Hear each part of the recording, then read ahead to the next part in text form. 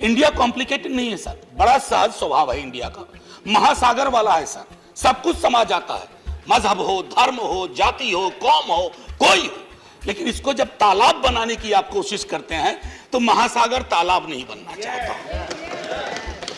तुम तकल्लुफ को भी इखलास, इखलास मतलब ट्रू फ्रेंडशिप, तुम तकल्लुफ को भी इखलास समझते हो फराज। दोस्त होता नहीं है हर कोई हाथ मिलाने वाला।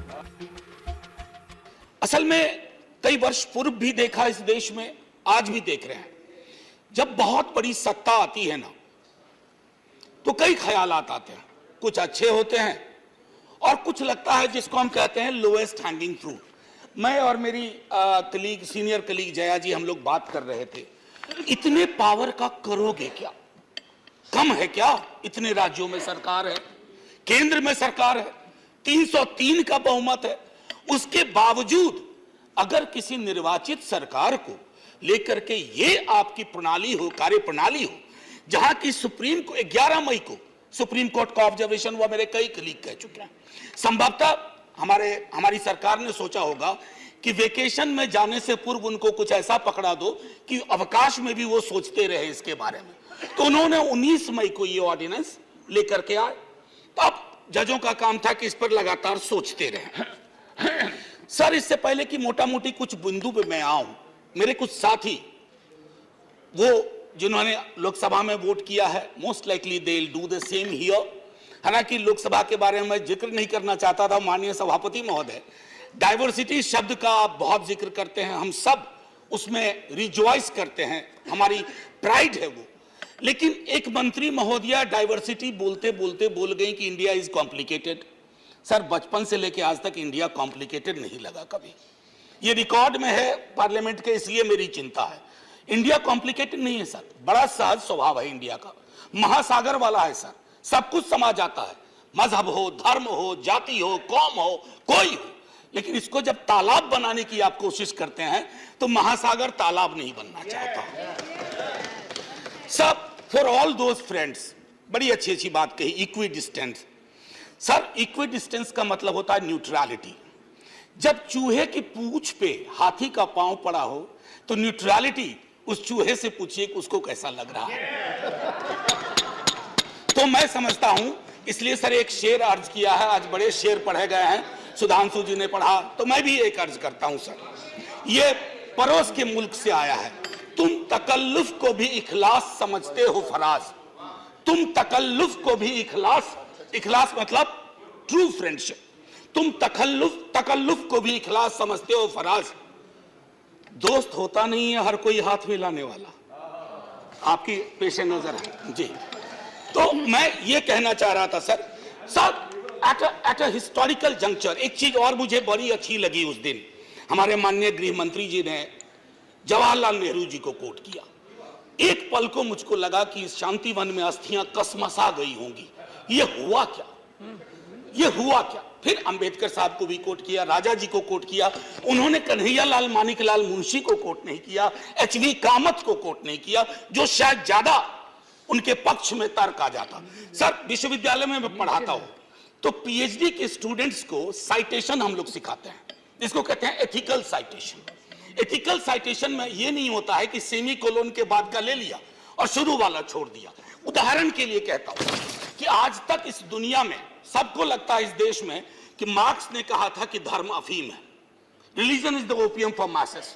Sorry sir, the entire quote is religion is the sigh of the oppressed creature, the heart of a heartless world, and the soul of soulless condition. It is the opium of people. Sir, अब इसमें क्या किया हमने, सिर्फ opium वाला line निकाल लिया और मार्क्स को कह दिया कि धर्म विरोधी था। सर, मैं इसलिए कहता हूं साइटेशन बहुत इंपॉर्टेंट चीज है। बहरहाल जवाहरलाल जी की अस्थियों को मजा आया होगा, जहां तक मुझको लगता है शांतिवन में। सर, ये मूलतः मैं इसलिए नहीं कहता कि मैं बीजेपी के कार्यप्रणाली का विरोधी हूं सर, वो एक पॉलिटिकल रियलिटी है, हम भी एक पॉलिटिकल रियलिटी हैं। हम शत्रुता की जुबान से हमें एक दूसरे को संबोधन नहीं करना चाहिए, ना सदन में ना सदन के बाहर। साहब, हम इंडियन मुजाहिदीन नहीं है साहब, हम ईस्ट इंडिया कंपनी नहीं है, हम वो भारतवर्ष हैं जिसको महासागर मैंने कहा, और उस महासागर में आप भी हैं, हम भी हैं। हम और आप एक दूसरे की कीमत पर नहीं है। तो सर मैं ये कहना चाहता था कि ये प्रतिगामी बिल है। सर आपको घंटी नहीं बजाना पड़ेगा, मैं प्रॉमिस करता हूं, पक्का उसी में खत्म कर दूंगा। सर प्रतिगामी मैंने क्यों कहा? दुनिया देख रही है कि हम कितना प्रोग्रेसिव लेजिस्लेशन ला रहे हैं। सर ये मुझे जो चिंता इसमें ये हो रही है कि माननीय सर्वोच्च न्यायालय ने एक निर्णय दिया। सर कुछ सोच के दिया होगा ना। आप अक्सर कहते हैं कि नेहरू नहीं चाहते थे। अरे नेहरू 56 में नहीं चाहते थे, 67 वर्ष बीत गए हैं, हकीकत नहीं बदलती क्या? नेहरू के टाइम में हम सार्वजनिक क्षेत्रों में कितना ध्यान देते थे और आज हम बेचने पे ध्यान दे रहे हैं। ये फर्क आया है ना सर। चूंकि ये फर्क आया है तो हर हकीकत में फर्क होता है। 56 की दिल्ली और आज की दिल्ली वही नहीं है सर। सर मैं तो अरविंद केजरीवाल जी का बिल ही नहीं मानता हूं, दिल्ली गवर्नमेंट का बिल ही नहीं मानता हूं। मैं तो ये मानता हूं कि सर अगर ये प्रयोग सफल हुआ, अगर सांप ने रास्ता देख लिया, तो कल को उन पर भी गाज गिरेगी जो आज न्यूट्रलिटी और इक्विडिस्टेंट के नाम पर न जाने क्या क्या सोच रहे हैं। सर हम तब भी आपके साथ होंगे, ये तो गारंटी है सर। हमारे पास कोई विकल्प ही नहीं है। परेशान हताश लोगों के पक्ष में खड़ा होना। हम तो कश्मीर चल रहा था, उस वक्त आम आदमी पार्टी ने कोई और पोजीशन लिया था। आज उनको समझ में आ रहा होगा कि क्यों उस वक्त वो पोजीशन लिया। और आज मैं ये कह रहा हूं कि कल को किसी राज्य के साथ होगा, हम आपके साथ होंगे।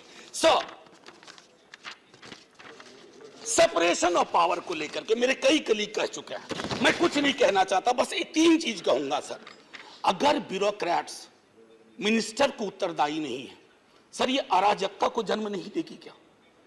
मैं दिल्ली की जनता, अगर मैं दिल्ली सरकार हूं, मैं दिल्ली की जनता के लिए उत्तरदायी हूं।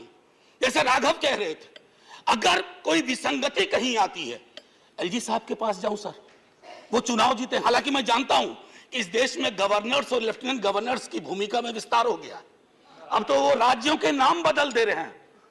सर आपकी मुस्कुराहट इंगित कर रही है कुछ। मैं ये कहना चाह रहा था सर, और मैं समझता हूं कि ये बात मैं कह करके, और 239AA के बारे में जो बातें कही गई हैं मैं उसको दोहराना नहीं चाहता। सिर्फ मैं एक चीज पे आऊंगा, कोरम। सर ये कमाल का कोरम हुआ, 3 में से 2 होंगे। मुख्यमंत्री बेचारा चेयरमैन है, बहुत अच्छी बात कही उन्होंने, चेयरमैन विदाउट चेयर। मुख्यमंत्री चेयरमैन है, वो अगर 2 मिनट लेट भी पहुंचेंगे तो कोरम डिसाइड कर लेगा क्या करना है दिल्ली के लिए। Sir it is not quorum, it is actually an instrument to decimate the very idea of elected government. Sir sir घंटी मत हो जाइए, केशव राव जी की श्रेणी में 1.5-2 मिनट और ले लूंगा।